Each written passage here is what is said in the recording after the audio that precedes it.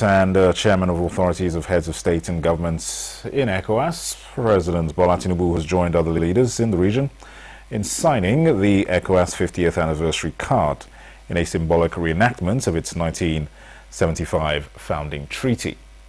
At the commemorative ceremony afterwards, President Tinubu charged member nations to use the Golden Jubilee as a platform to amplify the sub-region's voice in the international community. Hingano John Adams reports.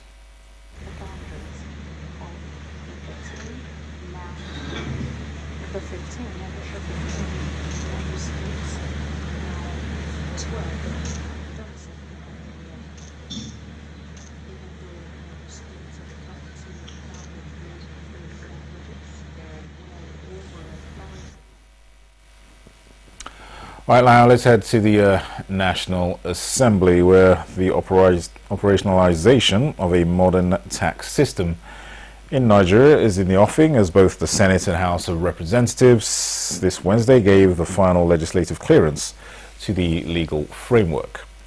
National Assembly correspondent Lami Ali reports that both chambers have adopted the harmonized reports on the 4 tax reform bills at plenary. Clause 64 tax investigation, Senate version adopted. Clause 66 remission of penalty, House version adopted. The adoption of the reports on the 4 tax bills was preceded by the harmonization of areas of disparity in the Senate and House of Representatives versions of the bills by the Conference Committee. The differences are in areas such as distribution of value-added tax, VAT, authorization of tax exemptions, and appointments of executive chairman, among several others. Another simultaneous approvals in the 2 chambers.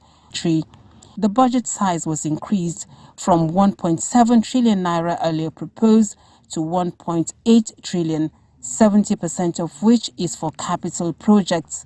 We have seen that every area have been captured. In subsequent budgets, ensure that 70% of the expenditure is deployed to capital projects. All is being done now through the current minister in reshaping the FCT.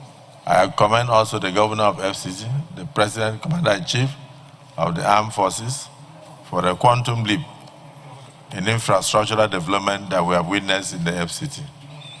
I commend the minister, I commend our committees, both in the House of Representatives and in the Senate, and pray that the kind of development that we are seeing here will dovetail into other areas of Nigeria. Lawmakers in both the red and green chambers also passed for second reading the Rivers State 2025 budget, which has 1.480 trillion naira as proposed figure, targeting infrastructure development, job creation, education, health, agriculture, women and youth empowerment as areas of priority. In the absence of the Rivers State House of Assembly to approve the budget proposal for the emergency rule for government of Rivers State. This budget is specifically for the emergency rule government of Rivers State, aimed at providing essential services. Senate has in the meantime approved the Nigeria Police Trust Fund 2024 budget of 124 billion naira, with a call for enhanced policing across the country, just as lawmakers adopted a motion urging authorities to tackle insecurity in parts of Taraba State. The Nigerian Police Trust Fund should expedite the implementation of the 2024 budget to enhance policing efforts and address security challenges. Senate has adjourned plenary to Tuesday, 17th June 2025 for the Eid al-Kabir festivities and the May 29th and June 12th Democracy Day activities. From the National Assembly, Lami Ali, NTA News.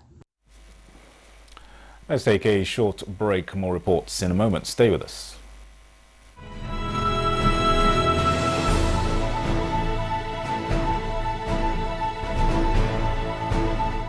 From the creeks of the Niger Delta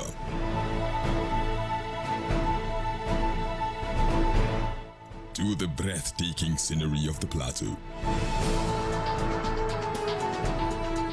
in noonday and nighttime, We set out to bring to you captivating stories that evoke your emotions. 4 fascinating documentaries and reports on day-to-day issues with expert analysis. Tune in to NTA News 24, DSTV Channel 419, GoTV Channel 26, StarTimes Channel 101 and 433, and Free TV Channel 703.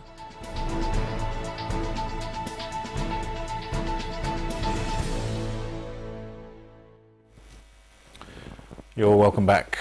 The House of Representatives has turned its legislative spotlight on Nigeria's foreign service, calling for government intervention to redeem the reported poor state of Nigerian missions abroad, particularly in the United States. The House also urges the federal government to immediately appoint Nigeria's permanent representative at the United Nations and ambassador to the United States. National Assembly correspondent Mitaire Ikpen reports. House Minority Leader Kingsley Chinda, in a motion, describes the infrastructural conditions of Nigeria's missions in New York, Washington, D.C. and Atlanta as appalling following a recent oversight visit by the Nigeria-US Parliamentary Friendship Group. The House notes that such lapses as well as delays in appointing foreign diplomats could compromise Nigeria's global reputation. For 2 years running, Nigeria has failed to replace Nigerian permanent representative to the United Nations and Nigerian High Commissioner to the United Nations, who chairs the Committee on Peace. This dereliction, among other issues, have created a negative perception of Nigeria globally and will potentially harm our aspiration for a permanent seat in the United Nations Security Council. Nigeria's international image is severely undermined by such appalling neglect, mismanagement, and administrative decay in key diplomatic outposts, especially in the United States. In a separate motion, lawmakers lamented the living conditions of internally displaced persons in various camps across the country, while calling for a structured reintegration plan that will be providing cash assistance, food and clothing, and psychological and emotional counseling. It must be that the Ministry of Humanitarian Affairs, in collaboration with the relevant or respective state government, should work hand in hand. This motion is referred to the Committees on Emergency and Disaster Preparedness and State and Local Government Committee for further legislative action. On security, the House urged the Inspector General of Police to establish a mobile police camp in Bakori local government area of Katsina State to ward off bandits and kidnappers. Lack of a mobile camp in Gugod has hindered the response to distress calls and increased violence, necessitating the establishment of a dedicated camp.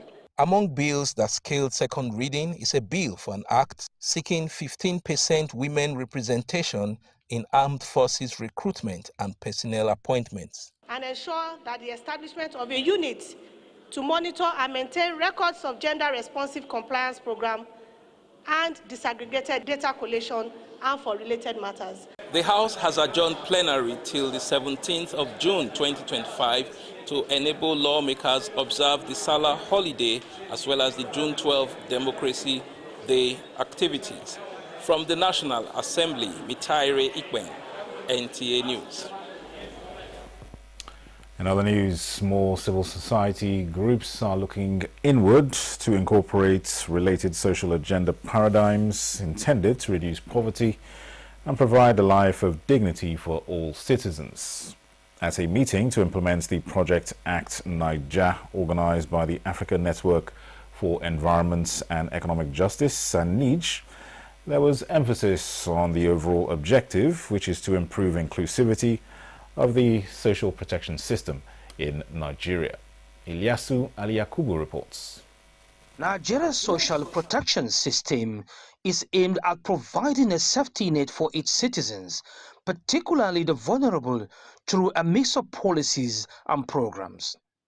The system includes social insurance scheme, social assistance program, and traditional family and community support. While efforts are underway to expand coverage, significant challenges, including limited reach and inadequate funding, remain. Based on these impending challenges, the civil society organizations, led by African Network for Environment and Economic Justice, ANEJ, have been strategizing to provide succor for the less privileged Nigerians. This meeting is to further strengthen the advocacy for the full implementation of the social protection system in Nigeria. ANEJ project manager Leo Ataku is optimistic that with the maximum support the project has been enjoying from both local and international communities, the success of the project is assured. ACT Nigeria is also to support multi-level advocacy for policy and legislative reforms. It is to enable evidence-based monitoring and feedback. By the project, we will also have created some connections, some additional connections, some additional opportunity to implement what we've learned also in other states. The project is already been fully implemented in 5 states of the Federation, including the Federal Capital Territory, Abuja. In Abuja, Ilyasu Aliyakubu, NTA News. Nigeria Social Insurance Trust Fund, NSITF, is partnering with the National Identity Management Commission, NIMC, to ensure easy validation of data of workers who are registered under the Employees Compensation Scheme. The Managing Director of NSITF, Oluwaseun Faleye, spoke on the importance of the initiative when he led a delegation of NSITF management on a courtesy visit to the Director General of NIMC, Abisoye Koka-Odusete. He said with the collaboration, nobody can be registered to the scheme unless they are registered and captured under NIN. Faleye gave more insight on the Employees Compensation Scheme, which is designed to provide compensation for employees who have suffered injuries, death or disabilities as a result of work-related issues. In his words, we feel that a partnership with your organization will further enhance our ability to provide that service much more efficiently, particularly in the areas of access to the national database, where we can identify eligible individuals for not only the ECS service, but even in conceptualizing broader-based social security initiatives. Director General of NIMC acknowledged the importance of the scheme and directed that its IT unit collaborate with that of the NSITF for the integration. This is the news at 11 on NTA News 24. Here is a recap of our top stories. ECOWAS at 50, West African leaders renew commitments to regional integration and development.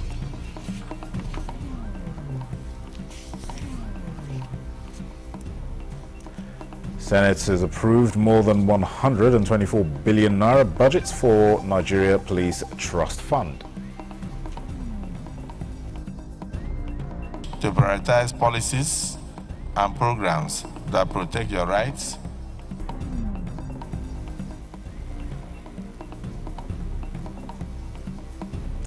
and the Nigeria Social Insurance Trust Fund partners National Identity Management Commission to validate workers registered under Employees Compensation Scheme.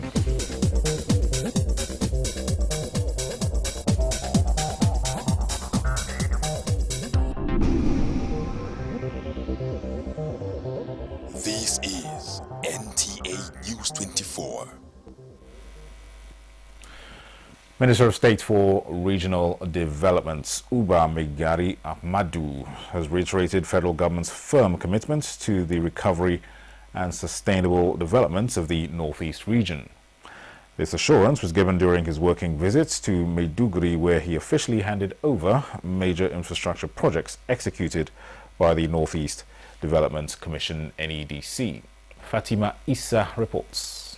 Is to the service The Ministry of Regional Development was established by President Bola Ahmed Tinubu to coordinate development across Nigeria's 6 geopolitical zones suffered by more than a decade-long of insurgency, with the NEDC spearheading recovery in the region. The Minister of State for Regional Development, Ubami Gari Ahmadu, led the formal handover of completed NEDC projects aimed at accelerating regional stabilization and growth of the region. Projects handed over during the visit include male and female wards of Eye and Dental Hospital, Maiduguri, a state-of-the-art Department of State Services, DSS Clinic, office furniture and IT equipment for the Borno State High Court, nutritional items, educational materials and construction suppliers at the NEDC stores, medical facilities at the Central Medical Store, former grade, support to the Federal Neuropsychiatric Hospital and a fully equipped ICT center for the Borno State Agency for Mass Literacy. The minister emphasized that those interventions align with the Northeast Stabilization and Development Plan (NESDP) and support the Borno State 25 Years Development Master Plan. We've crisscrossed areas from security to infrastructure to health to education. That signifies that there is a collaboration, a very good one, between federal agencies and the state governments who are hosts. The minister restated federal government resolve to foster peace, rebuild critical infrastructure, and drive long-term economic transformation in the Northeast. In Maiduguri, Fatima Isa, NTA News. And that report concludes the news at 11 on NTA News 24. Thanks for watching. I am Dennis Adegunloye. Have a good night.